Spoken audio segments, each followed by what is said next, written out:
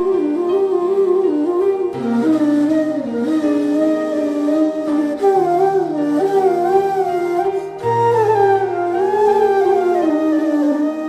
श्री कृष्णा दोस्तों, आपके अपने अमृत साधना भक्ति चैनल पर आप सबका स्वागत है।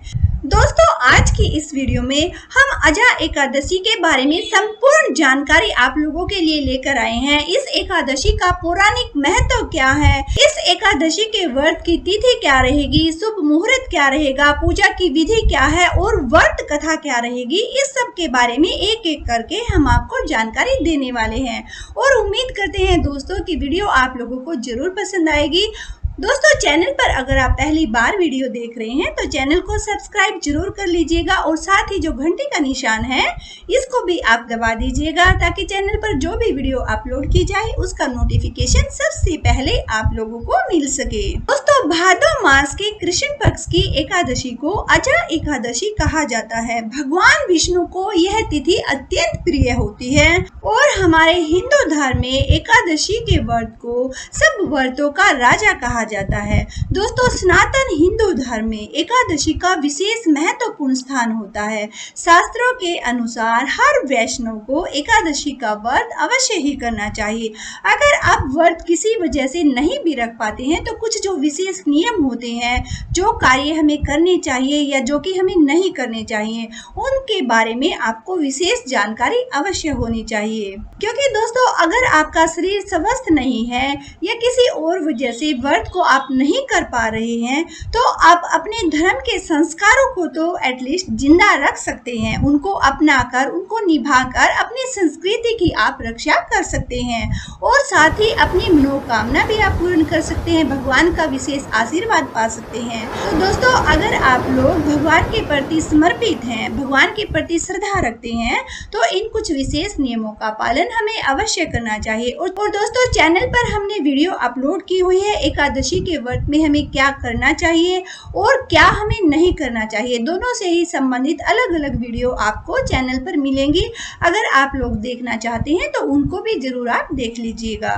दोस्तों, सनातन हिंदू धर्म में एकादशी का विशेष महत्व होता है। शास्त्रों के अनुसार हर वैष्णव को एकादशी का व्रत अवश्य ही करना चाहिए और एकादशी महीने में 2 बार आती है, कृष्ण पक्ष और शुक्ल पक्ष में। भाद्र मास के कृष्ण पक्ष की एकादशी को अजा एकादशी के नाम से जाना जाता है। और दोस्तों, जैसा कि आप जानते ही होंगे, पूरे साल में 24 एकादशी होती है और 2 एकादशी और मिलाकर जो लोन मास की होती है तो हमारी 26 एकादशी होती है।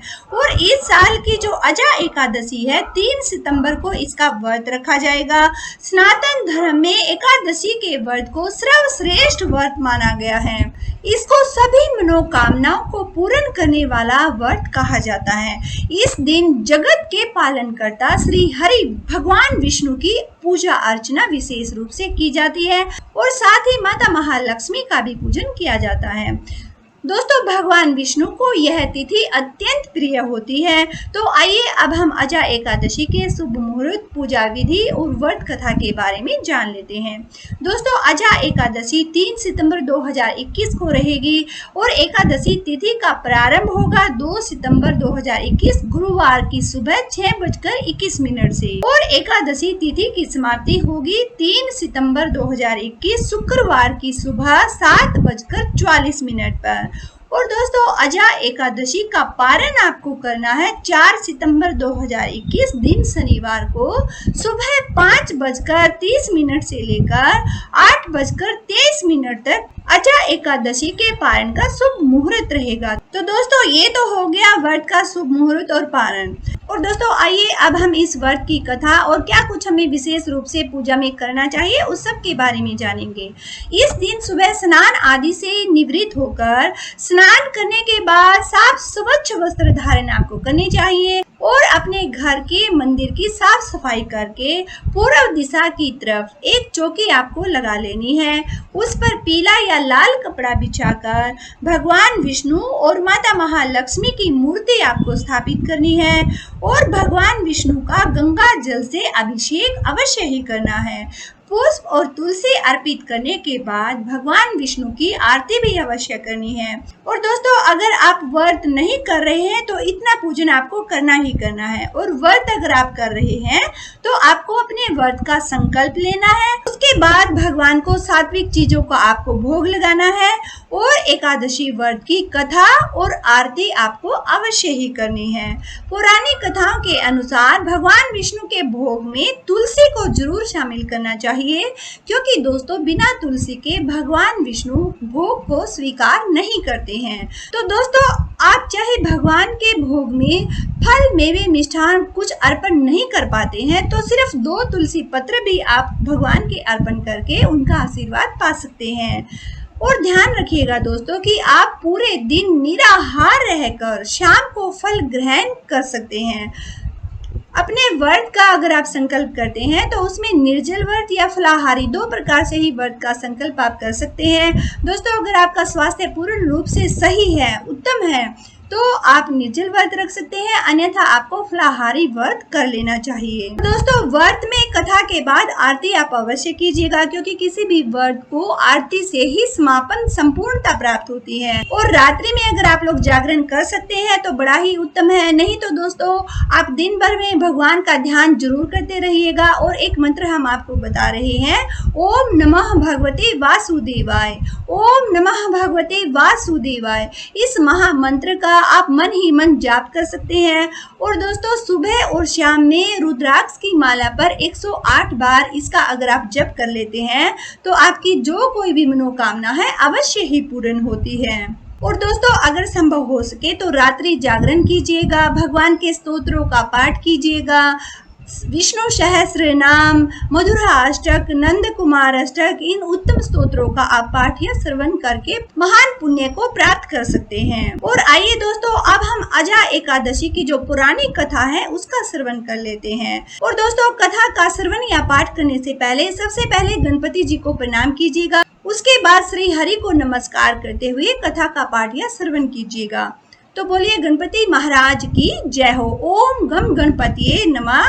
ओम गजाननम भूत गणादि सेवितम कपितथ जम्बूफल चारु भक्षणम उमासुतम शोक विनाश कारकम नमामि विघ्नेश्वर पाद पंकजम। आइए अब श्री हरि को प्रणाम कर लेते हैं। ओम शांताकारं भुजगशयनं पद्मनाभं सुरेशं विश्वाधारं गगन सदृशं मेघवर्णं शुभांगं लक्ष्मीकान्तं कमलनयनं योगिभिर्ध्यानगम्यं वन्दे विष्णुं भवभयहरं सर्वलोकैकनाथं। ओम नमः भगवते वासुदेवाय। और आइए दोस्तों, अब अजा एकादशी की कथा का श्रवण करते हैं। बोलिए एकादशी माता की जय हो। पुरानी कथा के अनुसार भगवान श्री कृष्ण ने युधिष्ठिर को एकादशी व्रत कथा सुनाते हुए बताया था कि सतयुग में एक अत्यंत वीर प्रतापी और सत्यवादी हरिश्चंद्र नामक राजा राज्य करता था। उसने सौपन में ऋषि विश्वामित्र को दक्षिणा चुकाने के लिए अपना सारा राज्य और धन दान कर दिया। साथ ही उसे अपनी पत्नी, पुत्र और स्वयं को भी बेचना पड़ा। इसके बाद वह स्वयं एक चांडाल के दास बन गए। वह चांडाल के यहाँ मृतकों का वस्त्र ग्रहण करता रहा, लेकिन इस कार्य में भी वह किसी प्रकार से भी सत्य से विचलित नहीं हुए। इतने घोर कष्ट सहने के बाद भी उन्होंने सत्य का, अपने धर्म का पालन किया। जब इस कार्य को करते हुए कई साल बीत गए तो उन्हें अपने इस कृत्य पर बड़ा खेद हुआ, बड़ा दुख महसूस हुआ और इससे मुक्त होने का उपाय वो खोजने लगे। वह सदैव इसी चिंता में रहने लगे कि मैं इस नीच कर्म से मुक्ति पाने के लिए क्या करूं। इस चिंता में राजा को कई वर्ष बीत गए। एक दिन वह इसी चिंता में बैठे हुए थे, तभी वहां पर गौतम ऋषि आ पहुंचे। राजा गौतम ऋषि को देखकर अत्यंत प्रसन्न हुए। हरिश्चंद्र ने उन्हें दंडवत प्रणाम किया और अपनी दुख भरी कथा उनको सुनाई। राजा हरिश्चंद्र की दुख भरी कहानी सुनकर महर्षि गौतम भी अत्यंत दुखित हुए और उन्होंने राजा से कहा, हे राजन, आज से 7 दिन के बाद भाद्रपद की कृष्ण पक्ष की एकादशी आएगी। इस एकादशी को अजा एकादशी कहा जाता है। तुम इस एकादशी पर विधि पूर्वक व्रत करो और रात में यज्ञ और जागरण करो। इस व्रत के पुण्य प्रताप से तुम्हारे समस्त पाप नष्ट हो जाएंगे और वैकुंठ लोक की आपको प्राप्ति होगी। यह कहकर गौतम ऋषि अंतर ध्यान हो गए। राजा हरिश्चंद्र ने उनके कहे के अनुसार अजा एकादशी पर व्रत करके रात्रि में जागरण किया।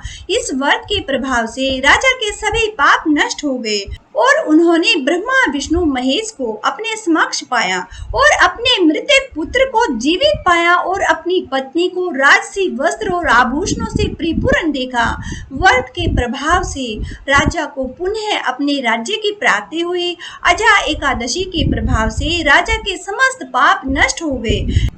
उन्होंने एकादशी के व्रत को विधि पूर्वक किया, रात्रि में जागरण किया तो उनके सभी कष्ट दूर हो गए, उनके सभी पाप नष्ट हो गए और उनके सभी मनोरथ सिद्ध हुए, उनको विशेष फलों की प्राप्ति हुई। तो दोस्तों कहा जाता है कि जो भी व्यक्ति विधि पूर्वक भगवान विष्णु का ये व्रत करते हैं, रात्रि जागरण करते हैं, उनके स्तोत्रों का पाठ करते हैं, उनके सब पाप नष्ट हो जाते हैं, सब कष्ट दूर हो जाते हैं और उनके मनोरथ सिद्ध होते हैं। बोलिए एकादशी माता की जय हो। श्री हरि विष्णु भगवान की जय हो।